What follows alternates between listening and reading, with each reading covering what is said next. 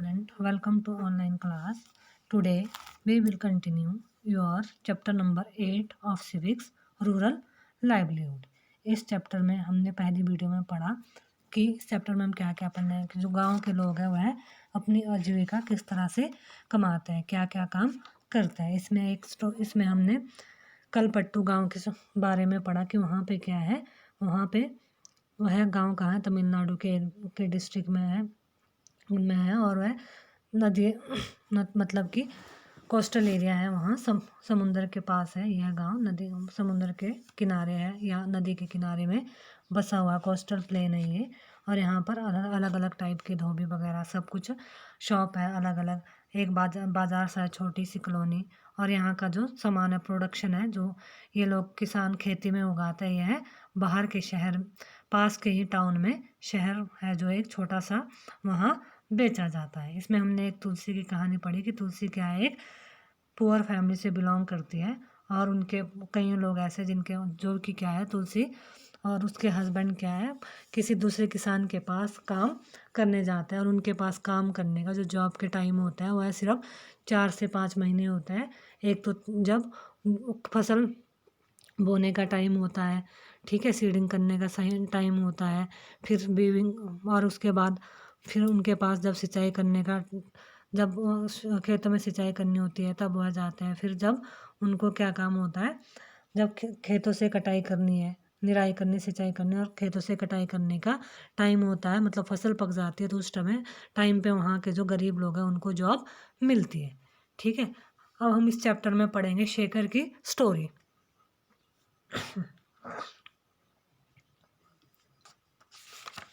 We have to carry this paddy to our house. हमें क्या है, ध्यान में अपने घर, धान को क्या है अपने घर लेकर जाना चाहिए। ठीक है, फिर my family has just finished harvesting our field, और we don't own much land, only 2 acres. We manage to do all the work on our own. At times, especially during the harvest, I take the help of other small farmers and in turn help them harvest their field.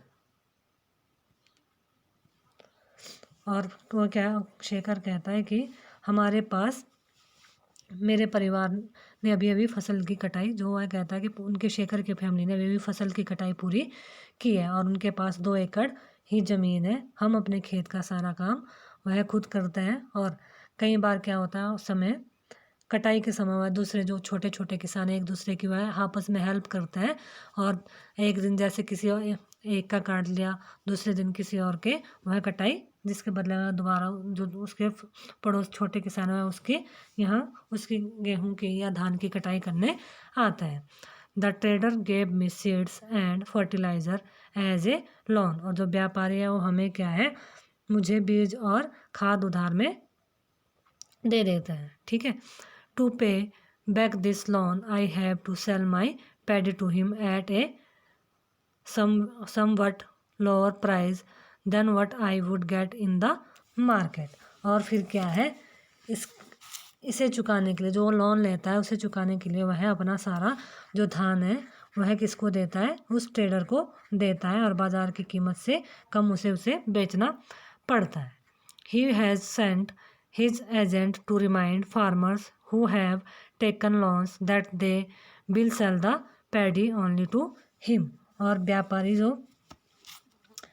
अगर बाज़ार में बेचूँ तो ज़्यादा पैसा मिल जाएगा, लेकिन मुझे उधारी भी चुकानी पड़ती है, तो इसलिए मैं अपना सारा धान किसको, व्यापारी को देता हूँ। और व्यापारी ने किसानों को याद दिलाने के लिए अपना एजेंट भेजा है। वह क्या, अपना एजेंट वहाँ भेजता है कि तुम्हें लोन क्या है, जिन किसानों से उधार लिया है वह उसी को अपना धान बेचेंगे, कि जिन किसानों ने उनसे उधार लिया है कि अपना धान वह उसी को ही बेचेंगे। I will probably get 60 bags of paddy from my field, और क्या है, मुझे अपने खेत से 60 बोरी धान मिलेगा, मतलब 60 बोरी यानी 60 क्विंटल धान मिलेगा। और उसमें क्या होगा, some of this I will sell to settle the loan, और वह कुछ लोन चुकाने के लिए उस ट्रेडर को दे देगा। The rest will be used in my home, और जो बाकी बच जाएगा उसे वह अपने घर के यूज के लिए रखेगा। But what ever I have will last only 8 months, so I need to earn some money. I work in Ramlingam's rice mill. Here I help him collect paddy from other farmers in the neighboring village.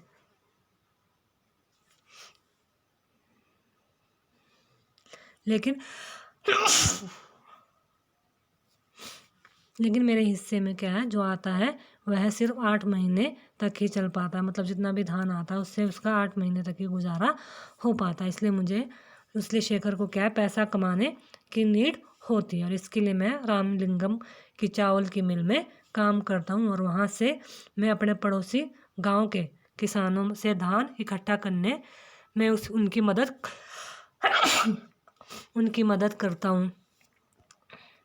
We also have a hybrid cow whose milk we sell in the local milk cooperative. This way we get a little extra money for our everyday needs. और हमारे पास एक क्या है, गाय है, और उसका दूध हम यही एक सहकारी में, मतलब अपने नज़दीकी में जो डेयरी है वहाँ बेच देते हैं। इससे हमें रोज़ के खर्चों के लिए थोड़ा बहुत पैसा मिल जाता है। ऑन बीइंग इन डेब्ट, मतलब कर्ज लेने पर क्या होता है जब वह कर्ज लेते हैं। As you have read above, very often farmers like Shekhar need to borrow money to purchase basic things like seeds, fertiliser and pesticides. मतलब जैसा कि आपने पढ़ा कि जो शेखर जैसे की स्टोरी पढ़ी कि जो गरीब किसान होते हैं उनको क्या है, अपनी खेती करने के लिए क्या चाहिए, ज़रूरी चीज़ें खरीदने के लिए लोन लेना होता है, कर्ज लेना होता है, जैसे कि बीज, खाद और कीटनाशक खरीदने के लिए उन्हें साहूकारों से वह लोन लेता है। और उससे बदले में क्या होता है, often they borrow this money from money lenders, और ये मनी लैंडर से ये लोन लेते हैं। If the seeds are not of good quality और pest attack their crops, there can be major crop failure. और क्या होता है, अगर बीज अच्छी किस्म के नहीं होते हैं या फसल को क्या लग जाता है, कीड़ा लग जाता है, तो पूरी फसल उनकी बर्बाद हो सकती है, और बारिश पूरी होने पर भी फसल क्या हो जाती है, खराब हो जाती है। The crops can also be ruined if the monsoon does not bring enough rain. मतलब अच्छी अगर बारिश ना हो तो भी क्या हो जाती है, धान की फसल खराब हो जाती है।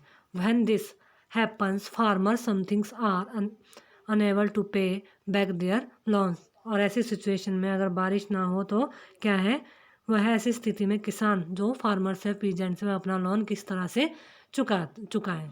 And for the family to survive, they may even have to borrow more money. Soon the loan becomes so large that no matter what they earn, they are unable to repay. और फिर क्या होता है कि कई बार परिवार चलाने के लिए उन्हें, और मतलब फैमिली को, फिर ऐसी सिचुएशन में उन्हें फैमिली को चलाने के लिए भी और कर्ज लेना पड़ता है, और जल्दी ही कर्ज इतना बढ़ जाता है कि किसान कितना भी कमा ले, उनका जो कर्ज है वह लोन है वह ख़त्म नहीं होता है अगर वह उसको सही टाइम से रीपे नहीं करते हैं। This is when we can say they are caught in debit. और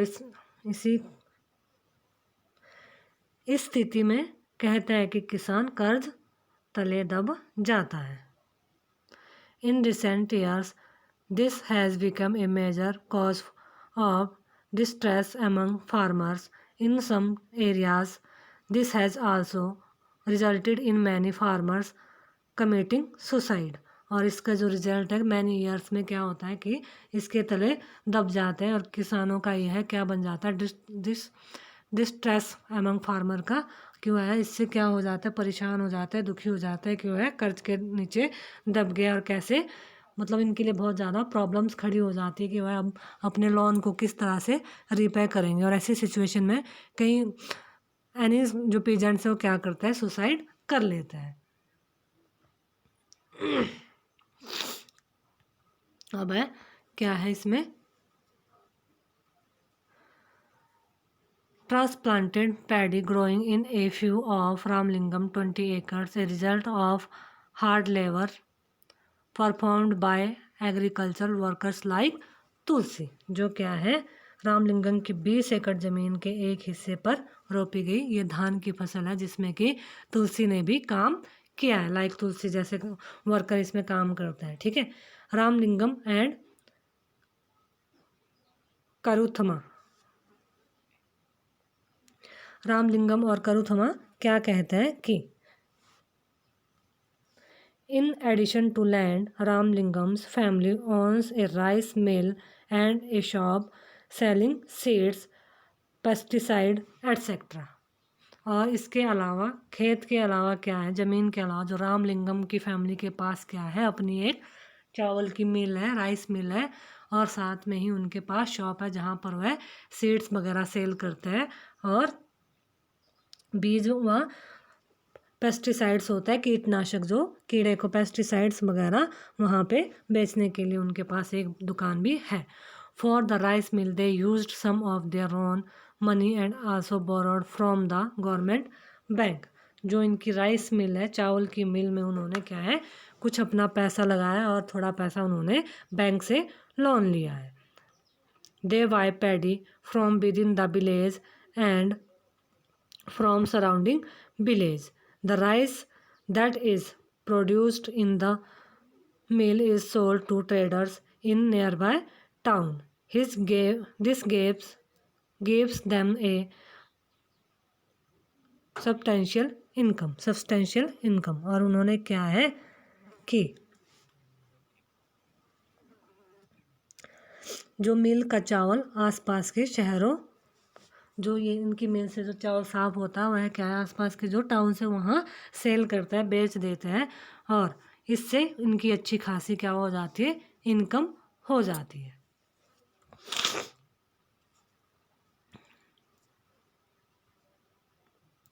अब है agricultural labourers and farmer in India. Bharat के खेतियार मजदूर और किसान, मतलब agricultural labourers and farmers in India, India के जो फार्मर है और एग्रीकल्चरल लेबरर्स है जो खेतियार किसान जो मजदूर है, लेबरर है वह है, उनके बारे में पढ़ेंगे हम।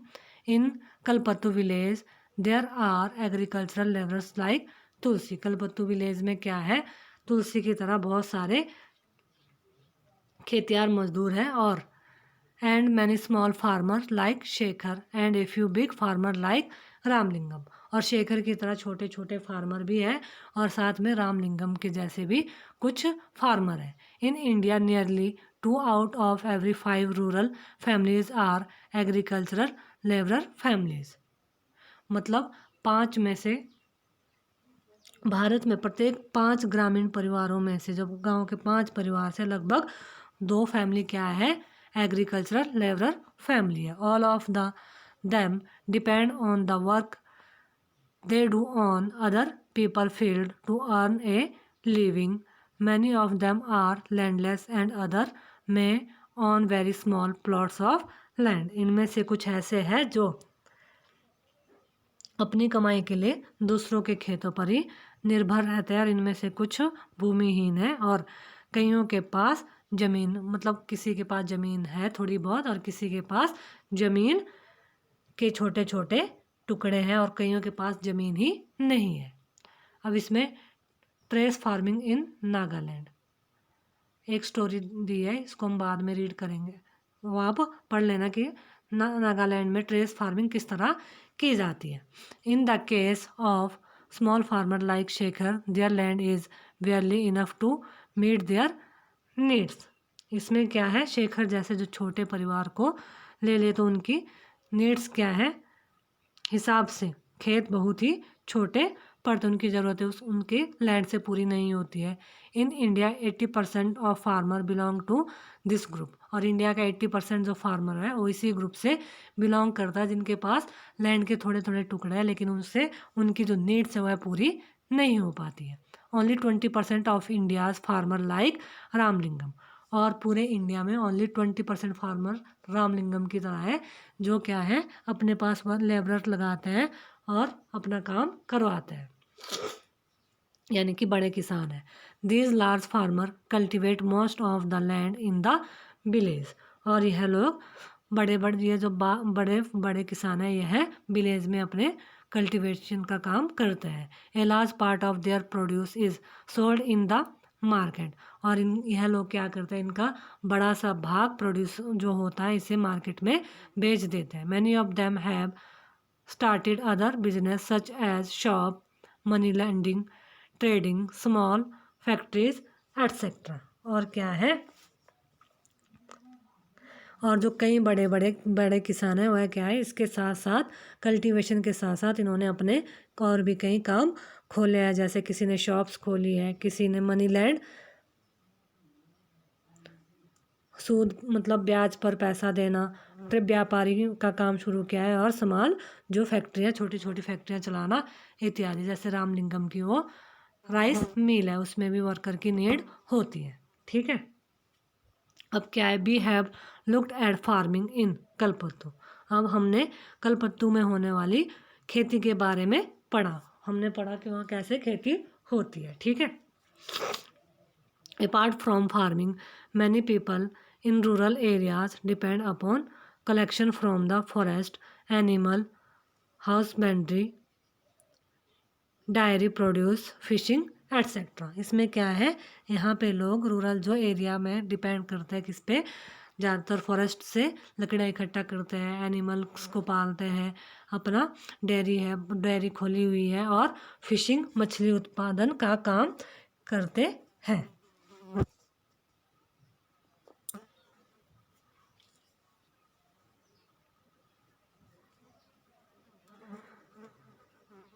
For example in some village इन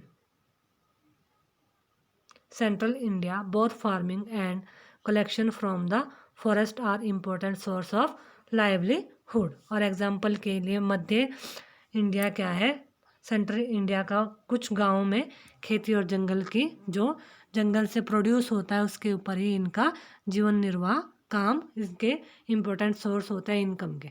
ठीक है, collecting mahua, tendu leaves, honey to be sold to traders is an important source of additional income, और इसके साथ साथ इनके पास क्या है, मछली पकड़ना, ठीक है, शहद इकट्ठा करना, शहद और ये सब इनके और दूसरे साधन हैं इनके इनकम को बढ़ाने के।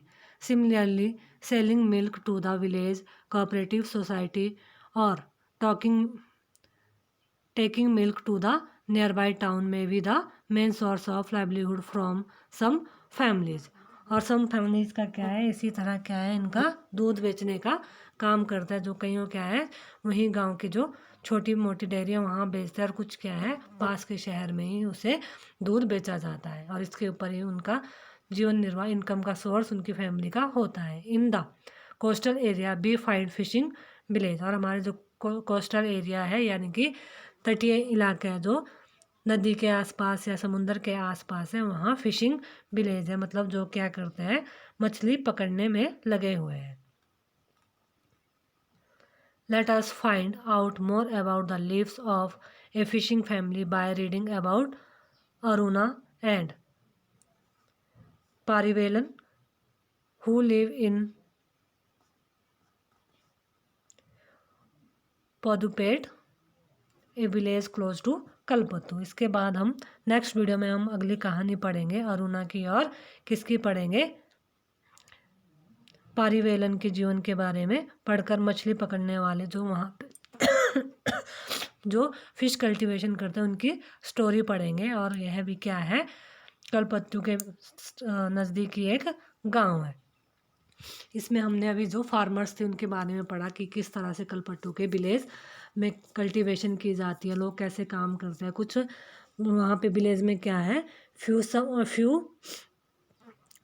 लार्ज वहाँ पे पीजेंट है और कुछ सम बहुत छोटे छोटे जिनके पास भूमि के टुकड़े, ऐसे किसान है और कुछ ऐसे हैं जिनके पास कोई भी ज़मीन का टुकड़ा नहीं है। तो यह लोग क्या है, जो बड़े बड़े किसान हैं उनके यहाँ पर काम करता है, लेकिन उनके पास काम ज़्यादा टाइम तक नहीं होता है। वह क्या है, थोड़े से टाइम तक ही उनके पास कुछ महीनों का ही काम होता है। मतलब क्या है, उनकी जो जॉब है वो परमानेंट जॉब नहीं है, ये सीजनली जॉब उनकी होती है। ठीक है, तो इस तरह से वह अपना फैमिली निर्वाह करता है, जंगल से लकड़ी इकट्ठी करता है, दूध बेचता है, ठीक है, खेती करता है और उसके आसपास उनकी शॉप्स है जो कि जहाँ पे सारी उनकी नीड्स की चीज़ें मिल जाती है। तो ये थी आज की वीडियो। अब हम नेक्स्ट वीडियो में पढ़ेंगे अरुणा एंड पारिवेलन के बारे में कि वह किस तरह से फिश कल्टीवेशन, फिशिंग कैचिंग का काम करते हैं। ठीक है।